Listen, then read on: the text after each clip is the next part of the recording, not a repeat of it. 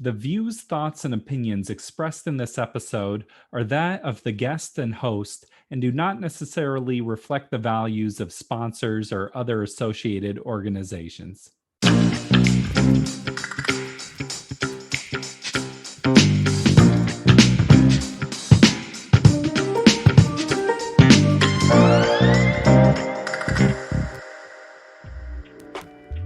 Welcome to the Parental Compass with Bobby Williams.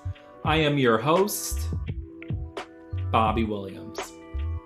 I want to start by giving a big shout out to Family Education and Support Services. They are the organization that creates the show. They make the whole thing happen, so shout out to FESS. As always, subscribe to us on Apple Music or Spotify, or check us out at parentalcompass.org. Fatherhood. Undervalued, but as important as ever. My guest today is Keoki Kauanoe, who has worked with thousands of fathers across Washington. He is the director of Fatherhood Engagement for Family Education and Support Services. And we cover a lot of ground in this one. I just want to dive right in, so let's do it. Parental Compass. You know, a dad or a mom, they sometimes take on different roles. Like dads are more likely to roughhouse, and that's actually a good thing or helps with development. Yeah, I'm glad you brought that up. So the research indicates that from between the ages of 2 and 4, dads are responsible for verbal communication, for their children learning how to communicate verbally. And one of the reasons for that is because dads do this thing called upspeak.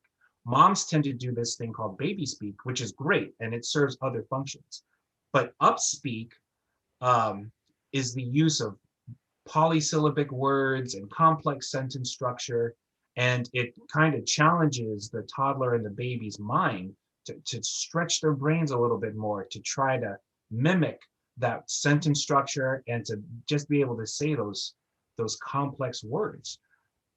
But the research goes even farther than that to show that, especially with like the style of play dads have, roughhousing, dads are also responsible for learning nonverbal communication and understanding nonverbal cues.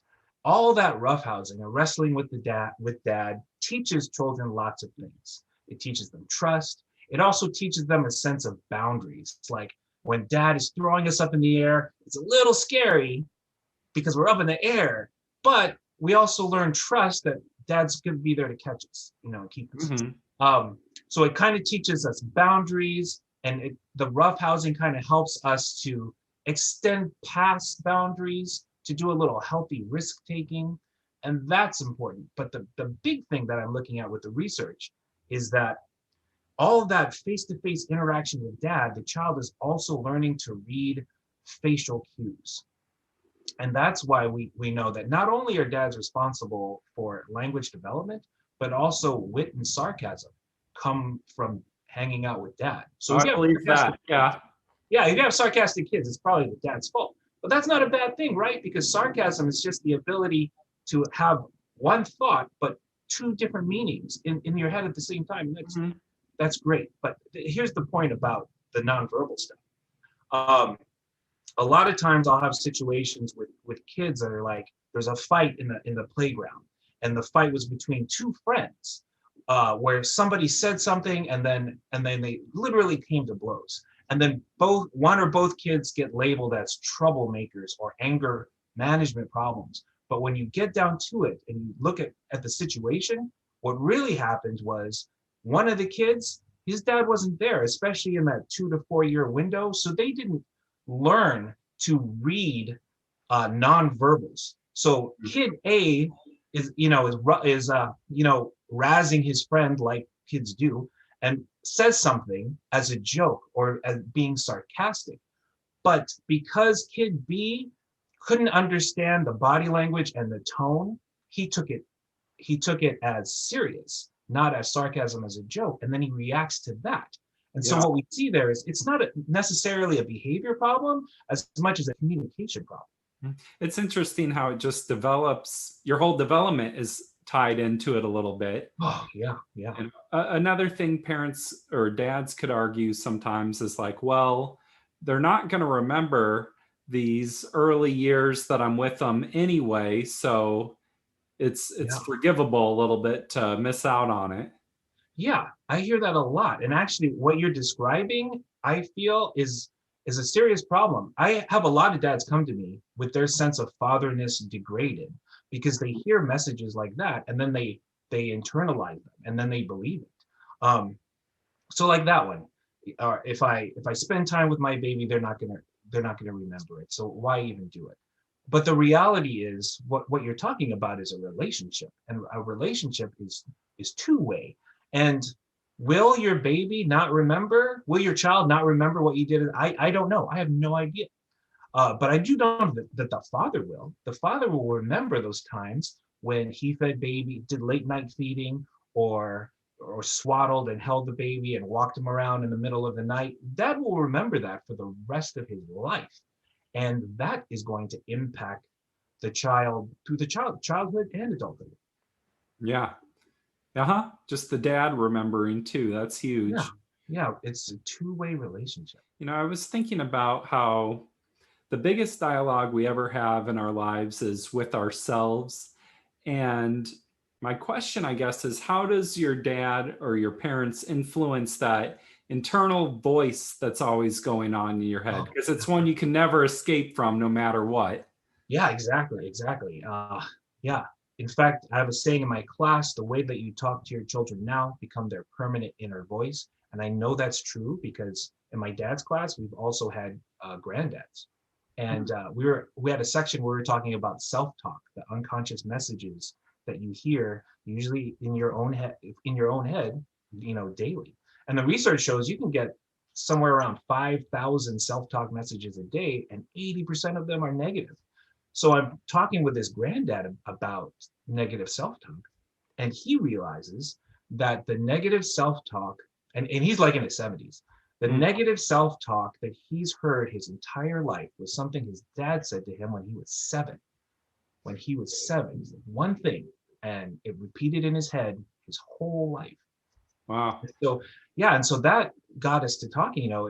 There are a lot of times when we say things that we regret, you know. But if that is the case, that the way we talk to our kids now becomes their permanent inner voice, then we should probably take some time to sit down and ask ourselves, what do we want to say to our kids that we never want to take back, that we want them to hear resonating in their head for the rest of their life, and particularly in times of challenge or hardship. Hmm.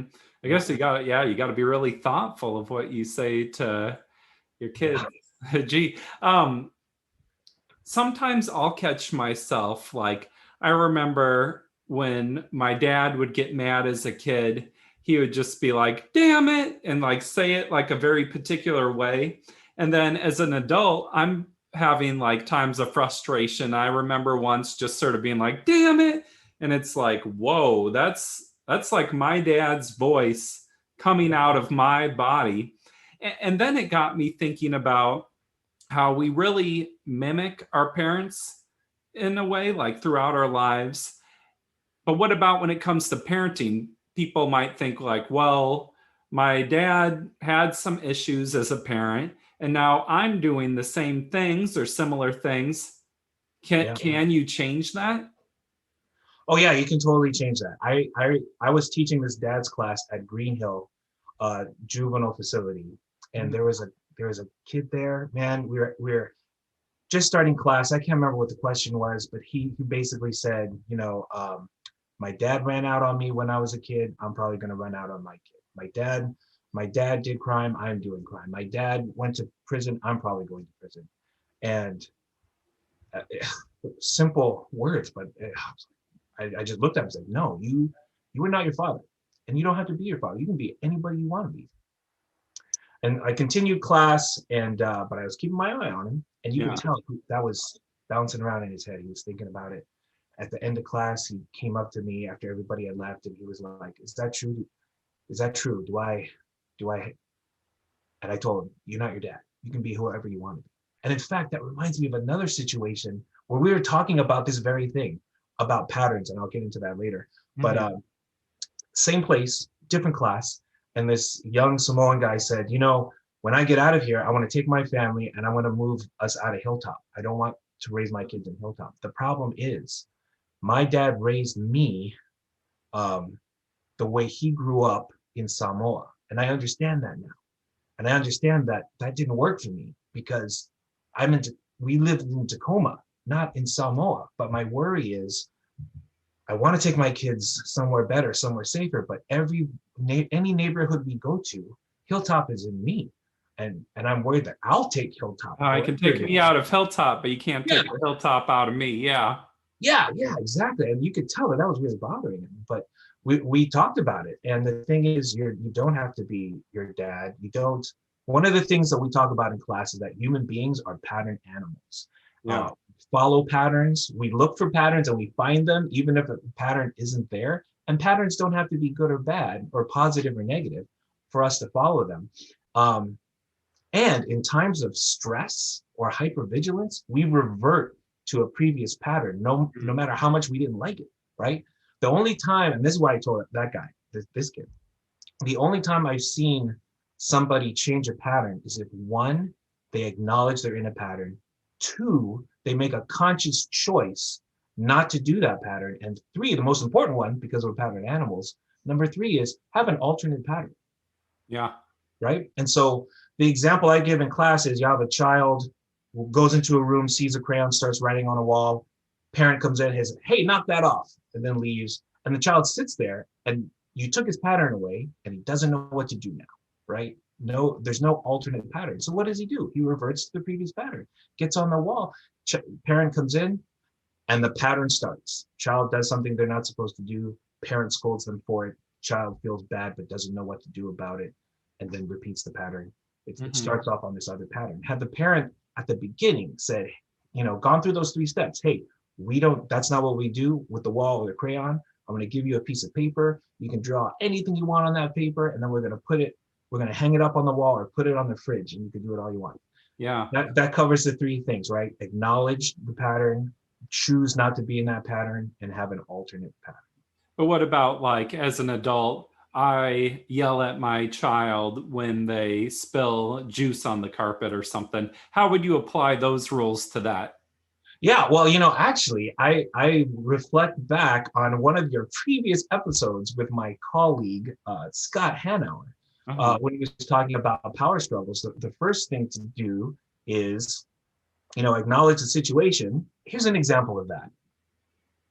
So I have diabetes, and I didn't know I had diabetes, and diabetes makes you grumpy. One day, my middle son, I walked into the kitchen, and I see my middle son there. His back is towards me, and I say, hey, Wyatt, what's up? And he doesn't say a thing. And I'm like, So I say it louder. Hey, Wyatt, what's up? Still nothing. Now I'm mad because now he's ignoring me, and he's being very disrespectful, right? And so the third time, I'm about to shout, and and at that moment, Wyatt turns around. I see his earbuds. He pulls his earbuds off and he goes, hey, Dad, what's up? Yeah, which is all I ever wanted to do, right? Well, that's what I wanted. But this was the thing. And this might go into a little deeper than the discussion. But that third time, the thought in my head was, my dad would not put up with that disrespect. And at that moment, that's when I went through this process of realizing there are physical triggers and there are emotional triggers. And for me, dealing with my kids, an emotional trigger that will let me know, hey, I need to step back a little bit, is when my inner voice says, my dad wouldn't put up with that. Then that stops me and I realize this isn't about me and my kids now. This is about me when I was their age and my dad. And I need to back it up and come into this moment and see what's going on here. Yeah. And so it's that getting back to your original question, self-awareness, where you're at now, And actually another thing, this usually takes a couple weeks in class, but one of the things I talk about with my students in my class is this idea that there are 3 sections of the brain: survival brain, feeling brain, and thinking brain.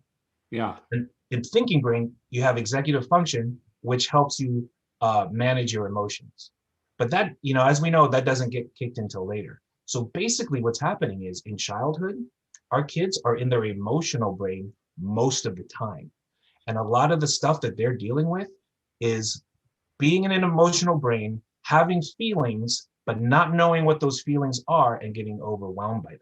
This is the thing, when we're arguing or we're upset with our kids, we have to ask ourselves, do we want to be talking to that thinking part of the brain, or do we want to be talking to the feeling part of the brain? There's a third part, the survival brain. And a lot of things parents do put their kids in the survival brain. What I'm kind of hearing you say is when you yell or you get intense with your kids, that's putting them in survival mode. Yes. It's not really teaching them the lesson you're trying to get across. Well, not only that, but research shows when you activate the survival brain, the midbrain basically says you're in a threatening situation, and the brain can't tell the difference between an actual threat and a perceived threat. Yeah. That's why we respond to people cutting us off in the traffic circle the same way we responded to saber-toothed tigers thousands and thousands of years ago. Interesting, yeah. So to help you, so when there's a threat, when the brain perceives a threat, it says, ooh, you don't have time to calmly think the best possible way out. So I'm not giving it to the thinking brain. I'm going to give it to the survival brain because it's a threat. And when it goes to the survival brain, you only get 4 reactions: fight, flight, freeze, or fold. Mm-hmm. To help you react even faster, the brain does another thing. It injects cortisol into your thinking brain so you can't think anymore. And so think of a time when you were so angry that you didn't care what was going to happen next. You were going to say what you were going to say, or you're going to do what you're going to do, and that's it. Then you do it, and then after that, you're like, oh, I shouldn't have said that. Dang. Yeah, the brain process there is your brain perceived the situation as a threat, gave you those 4 reactions: fight, flight, freeze, fold, and to help you, turned your executive function off so you can't think of cause and effect. And that's that part where you don't care anymore. It's not that you don't care, it's that your thinking is turned off. So yeah, we put our kids into those situations all the time. So if you want to speak to your children in a way that they'll understand and remember, don't turn their brain off. Do what you need to do to get them to their thinking calm brain. And I'll give you one example of how I did that once, if I may. All right. So my youngest son, Liam, we were having a play date with this other little girl, same age, and they bonked. They slammed into each other, and they had skin their knees, and there were gravel in their knees. And the little girl had a complete meltdown. And the mom said, when you hear that scream, she's going to do that for an hour and a half. Oh, okay. So the mom put her screaming child next to me on the park bench, and then she went to go get her first aid kit. And I did what I would do with Liam, which is I would let him experience the moment that he was in, even if it made him sad, because that's important. Experience what you're in.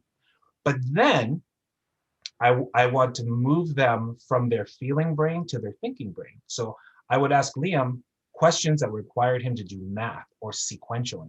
So that's what I asked this little girl. I said, so what happened? Did this happen? And I gave, the 5 steps that led to the skin knee, but I did it out of order. And then she'd go, no, first this happened, then this happened, then this happened. And then I was like, and how many, was that 6 times, 7 times? And so she moved from her feeling and emotion brain into her analytical thinking brain, and the crying stopped in under a minute. Thank you so much for taking the time and being here. And this is fascinating stuff. So I just really appreciate it. Oh yeah, me too. I get excited about it. Yeah.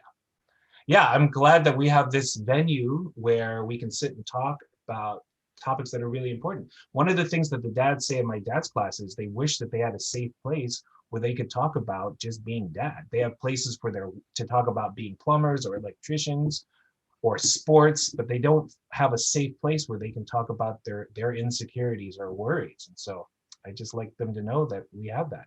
Yeah, I think the more places in general where men can feel comfortable being vulnerable, the better, because that's something we're trying to counteract in society today.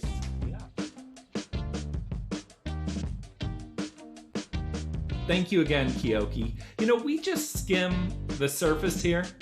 It's a 20-minute show, so we can only do so much, but there is more information out there.